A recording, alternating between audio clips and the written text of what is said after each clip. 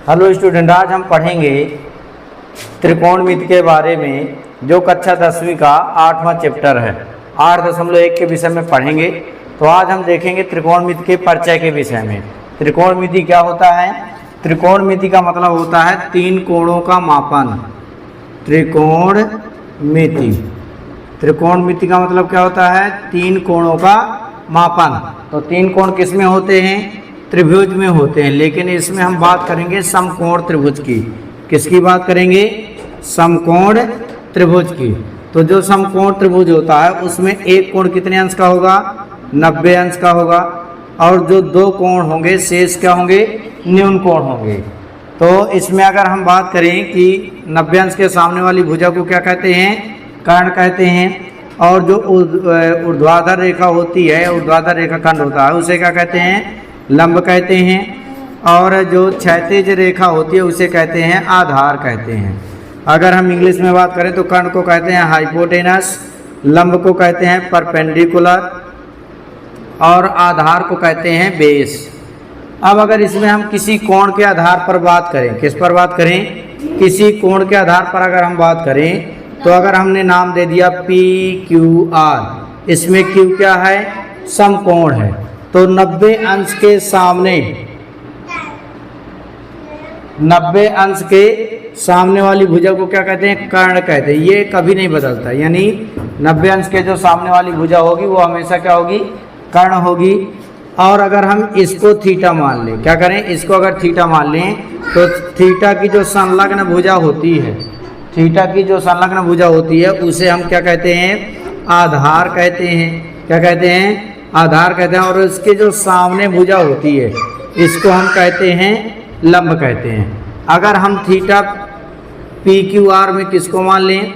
जैसे ये P हो गया, ये Q हो गया, ये R हो गया, ये 90 अंश है, तो इसके सामने वाली भुजा क्या होगी? कर्ण होगी। क्या होगी? कर्ण। अब अगर हम इसको थीटा मान लें, क्या करें? P को थीटा मान लें, तो P के सामने यानी थीटा के सामने ये भुजा, तो ये क्या हो गई? लंब हो गई। और P के साथ वाली भुजा क्या हो जाएगी? आधार हो जाएगी। क्या हो जाएगी? आधार। यानी कह सकते हो कि लंब और आधार बदल जाएगा। थीटा के सामने वाली भुजा को लंब कहेंगे और थीटा के जो संलग्न भुजा उसे क्या कहेंगे? आधार कहेंगे। त्रिकोणमिति के कितने अनुपात होते हैं? 6 अनुपात होते हैं। कौन कौन होते हैं? एक साइन थीटा, एक कॉस थीटा, एक टैन थीटा, एक कोसेक थीटा, सेक थीटा और कोट थीटा। ये 6 अनुपात होते हैं। त्रिकोणमितीय अनुपात क्या कहलाता है? भुजाओं के अनुपात को हम कोणों का भी अनुपात कह सकते हैं, या कह सकते हो कि जो साइन थीटा की वैल्यू होती है वो किन्हीं ना किन्हीं दो भुजाओं के अनुपात में होती है। कितनी भुजाएं होती हैं? किसी भी त्रिभुज में 3 भुजाएं होती हैं। एक कर्ण होती है, एक आधार होती है, एक बेस लंब होती है। अगर हम किसी नाम के आधार पर कहें तो थीटा के सामने वाली भुजा को लंब और इसके सामने वाली भुजा को आधार कहते हैं, यानी संलग्न भुजा को आधार और सामने वाली भुजा को लंब कहते हैं। आप लोगों के पास एक प्रचलित फार्मूला लाल बटे कक्का, क्या है? लाल बटे कक्का, यानी लंब बटे कर्ण, आधार बटे कर्ण, लंब बटे आधार। तो जो साइन थीटा का फार्मूला है, तो साइन थीटा बराबर क्या होता है? फार्मूला लंब बटे कर्ण। क्या होता है? लंब बटे कर्ण। अगर हम इंग्लिश में इसकी बात करेंगे तो लंब यानी परपेंडिकुलर अपॉन हाइपोटेनस। क्या होता है? Perpendicular upon hypotenuse. Cos theta की अगर हम बात करें तो कॉस थीटा बराबर क्या होगा? A बटे K, यानी आधार बटे कर्ण, आधार बटे कर्ण होगा। तो आधार को क्या कहते हैं? बेस, बेस बटे हाइपोटेनस, यानी B upon H। Tan theta, tan theta का फार्मूला क्या होगा? लंब बटे आधार। क्या होगा? लंब बटे आधार। तो लंब क्या होता है? परपेंडिकुलर, और आधार क्या होता है? बेस, यानी P अपॉन B। अब जो शेष, अगर ये आपको 3 फार्मूले याद हैं तो इसके अलावा आप कोई भी 3 फार्मूले बना सकते हो। जैसे अगर हम बात करें साइन थीटा की तो क्या होता है? P बटे H, यानी लंब बटे कर्ण। अब जैसे ये लाल बटे कक्का लिखा है तो इसको हम उल्टा लिख सकते हैं। उल्टा लिखेंगे तो क्या होगा? कक्का बटे लाल, क्या हो जाएगा, कक्का बटे लाल। तो लाल बटे कक्का से क्या बन गया, लाल बटे कक्का से ये 3 बन जाएंगे, और अगर इनका उल्टा कर दे तो ये हो जाएगा कक्का बटे लाल। यानी हम कोसेक थीटा को क्या कह सकते हैं, साइन थीटा का उल्टा, कोस थीटा को कह सकते हैं सेक थीटा का उल्टा, टैन को कह सकते हैं कोट का उल्टा, या इनका उल्टा कह दो। अब जैसे हमें कोसेक थीटा की वैल्यू लिखना है तो कोसेक थीटा का किसका उल्टा होता है, 1 बटे साइन थीटा। किसका उल्टा होता है, 1 बटे साइन थीटा। तो 1 बटे साइन थीटा, यानी जब इसका उल्टा करेंगे तो कर्ण बटे लंब, क्या हो जाएगा, कर्ण बटे लंब हो जाएगा। और कर्ण को इंग्लिश में क्या कहते हैं, कर्ण को इंग्लिश में कहते हैं हाइपोटेनस, और लंब को कहते हैं परपेंडिकुलर, यानी H/P। इसके बाद सेक थीटा की बात करें तो सेक थीटा किसका उल्टा होता है, कॉस का। तो 1 बटे कोस थीटा, 1 बटे कोस थीटा यानी कोस का उल्टा। अब कोस थीटा का फार्मूला क्या था, आधार बटे कर्ण, या B बटे H। तो इसका हो जाएगा H बटे B, या कर्ण बटे आधार, क्या हो जाएगा, कर्ण बटे आधार। तो कर्ण को क्या कहते हैं, H, आधार को कहते हैं बेस, यानी H/B। इसके बाद tan थीटा, कोट थीटा का फार्मूला क्या होगा, tan का उल्टा। तो tan थीटा क्या है, लंब बटे आधार, तो इसका उल्टा हो जाएगा आधार बटे लंब, आधार बटे लंब। तो आधार को इंग्लिश में क्या कहते हैं, बेस अपान P, यानी B बटे P, बेस अपान परपेंडिकुलर। तो ये आप लोगों के 6 जो मुख्य फार्मूले हैं, ये आप लोगों के बहुत ही, बिना इनकी सहायता के आप 8.1 हल नहीं कर सकते हैं।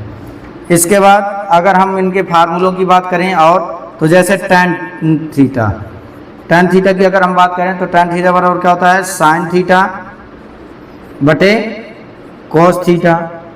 अब कोट की बात करेंगे, कोट थीटा, कोट किसका उल्टा होता है, tan का उल्टा होता है। किसका उल्टा होता है, tan का। तो यहाँ लिख सकते हैं 1 बटे tan थीटा।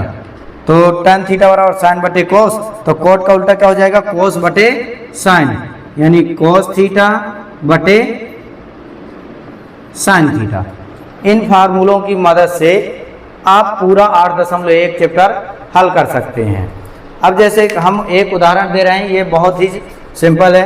तो इसमें आपको देखो, जैसे अगर साइन थीटा दे दिया तो साइन थीटा में 2 वैल्यू हैं, एक P है और एक H है, यानी लंब है और कर्ण है। तो तीसरी भुजा हमें पाइथागोरस प्रमेय से क्या करना पड़ेगा, सॉल्व करनी पड़ेगी। तो जिनको ये फार्मूले नोट करना हो तो स्क्रीनशॉट ले सकते हैं और वीडियो को लाइक करें। इसके बाद हम एक उदाहरण में देखेंगे कि हमें हल कैसे करना है।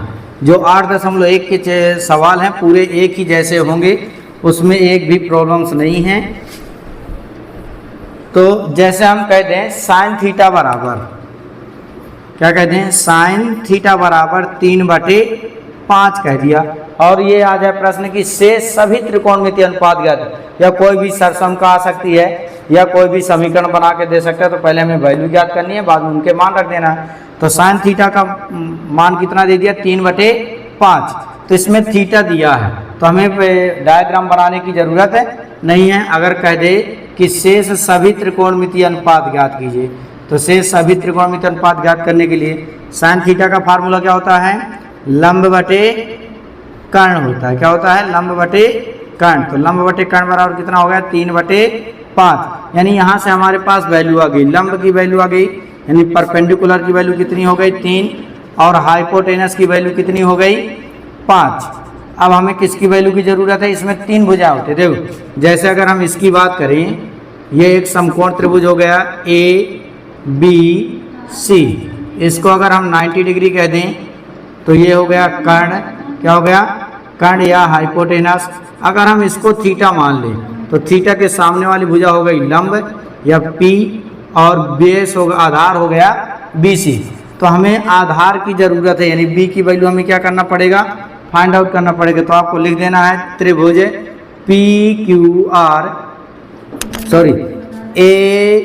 ABC में पाइथागोरस प्रमेय का यूज करना। किसका, पाइथागोरस प्रमेय। तो पाइथागोरस प्रमेय क्या होता है, कर्ण का स्क्वायर बराबर लंब का स्क्वायर प्लस आधार का स्क्वायर। तो कर्ण दिया है इसमें 5, तो 5 का स्क्वायर, लंब दिया है 3, तो 3 का स्क्वायर प्लस आधार हमें क्या करना है, ज्ञात करना है। तो 5 का स्क्वायर 25, 3 का स्क्वायर 9, आधार क्या करना है, ज्ञात करना है। 9 प्लस में है तो कहीं में आएगा माइनस में, बराबर आधार का स्क्वायर। तो 25 में 9 घटाओगे तो कितना बचेगा, 16, आधार का स्क्वायर। जब उधर से स्क्वायर हटाएंगे तो इधर कहेगा चिन्ह लगेगा करनी का, बराबर a। तो a बराबर कितना आ जाएगा, 4। यानी जो आधार है, बेस क्या है, जो बेस है वो हमारा कितना आ जाएगा, 4 आ जाएगा। अब शेष सभी त्रिकोणमितीय अनुपात हमें ज्ञात कर लेना है। तो शेष सभी त्रिकोणमितीय अनुपात क्या बचे, साइन का दिया है, तो साइन के बाद क्या होता है, कॉस थीटा। कॉस थीटा का फार्मूला क्या होता है, बेस यानी आधार बटे कर्ण। तो आधार की वैल्यू कितनी आई अभी, 4, कर्ण कितना दिया है, 5। आधार की वैल्यू कितनी आई, 4 आई, कर्ण दिया है 5, तो 4 बटे 5। कोस के बाद tan थीटा, तो tan थीटा बराबर कितना होता है फार्मूला, लंब बटे आधार यानी परपेंडिकुलर अपॉन बेस। तो परपेंडिकुलर यानी लंब कितना है 3 और आधार कितना है 4, तो 3 बटे 4। इसके बाद कोसेक थीटा, कोसेक थीटा, तो कोसेक थीटा का किसका उल्टा होता है, साइन का। तो 1 बटे साइन थीटा, या इसका फार्मूला लिख सकते हो h अपॉन l यानी कर्ण बटे लंब। तो कर्ण कितना है 5, लंब कितना है 3 यानी उल्टा। तो देखो साइन का मान 3 बटे 5 दिया है, तो कोसेक का मान कितना आया, 5 बटे 3। सेक थीटा का मान, सेक थीटा और किसका उल्टा होता है, कोस का। तो इसको 1 बटे कोस थीटा से डायरेक्ट कर सकते हो, यानी कोस का मान 4 बटे 5 है, तो इसको कितना हो जाएगा, 5 बटे 4। और इसका फार्मूला भी क्या होता है, h अपॉन b यानी कर्ण बटे आधार। तो कर्ण कितना है 5, आधार कितना है 4। इसके बाद कोट थीटा, कोट थीटा, तो कोट थीटा की वैल्यू कितनी आएगी, तो कोट यानी tan का उल्टा, तो 1 बटे tan थीटा से हल कर सकते हो, या तो आप फार्मूले से हल कर लो। फार्मूला कितना होता है, बेस अपॉन लंब यानी आधार बटे लंब। तो आधार कितना है 4 और लंब कितना है 3 यानी 4 बटे 3। तो देखो एक तो ये हो गया साइन थीटा, फिर cos theta, tan theta, cosec theta, sec theta, cot theta. इस प्रकार से आप सभी सवाल 8.1 के सभी सवाल आसानी से हल कर सकते हैं। सबसे पहले आपका काम है कि 3 भुजाएं ज्ञात होना चाहिए। क्या ज्ञात होना चाहिए, 3 भुजाएं। अगर इसमें देखो तो कोई भी अगर त्रिकोणमितीय अनुपात है, क्या है, कोई भी अगर त्रिकोणमितीय अनुपात हो तो उसमें 2 भुजाएं पता होंगी। कितनी, कोई भी 2 भुजाएं, उनमें से तीसरी भुजा हमें क्या करना है, ज्ञात कर लेना। जब हम तीसरी भुजा ज्ञात कर लेंगे उसके बाद हम कोई भी त्रिकोणमितीय अनुपात ज्ञात कर सकते हैं। इसमें के आगे कोई भी मान जैसे कह दे कि समीकरण के रूप में कोई भी मान कह दे ज्ञात करने के लिए, या कह दे cos square theta plus sec square theta कह दे कि इसकी वैल्यू ज्ञात करो, तो कॉस थीटा की जो वैल्यू है उसको रख देंगे, सेक थीटा की वैल्यू जो आई उसको रख देंगे और दोनों को क्या करेंगे, हल कर लेंगे। यानी कोई भी वैल्यू कह सकता है, sine theta minus cos theta की वैल्यू कह सकता है, sine theta minus cos theta, या स्क्वायर कह सकता है। तो आप लोगों के एक होमवर्क है, तो होमवर्क आप लोग लिख सकते हैं कि आपका जो होमवर्क है HW उसमें दिया है tan थीटा। tan थीटा की वैल्यू जो दी गई है वो दिया गया है 6/8। क्या दिया गया है, 6/8 tan थीटा बराबर। तो आपको ज्ञात करना है साइन थीटा की वैल्यू। इसकी वैल्यू, साइन थीटा की वैल्यू आप लोगों को ज्ञात करना है। इसका उत्तर कमेंट में आप जरूर लिखें कि क्या हो सकता है, ठीक है। तो सबसे पहले आपको इसी प्रकार से हल करना है। विकल्प अगर चाहिए तो विकल्प दे दें। तो पहले नंबर का जो विकल्प है, तो पहले नंबर का विकल्प होगा 10/6। दूसरे नंबर का जो विकल्प होगा, जो दूसरे नंबर का विकल्प होगा वो हो सकता है 8/10। तीसरे नंबर का विकल्प है 10/8 और जो चौथे नंबर का विकल्प है वो हो जाएगा 6/10। तो इन विकल्पों में जो विकल्प सही हो कमेंट में आप जरूर करें। चैनल को सब्सक्राइब करें ताकि हमारे वीडियो आप तक तुरंत पहुंचे।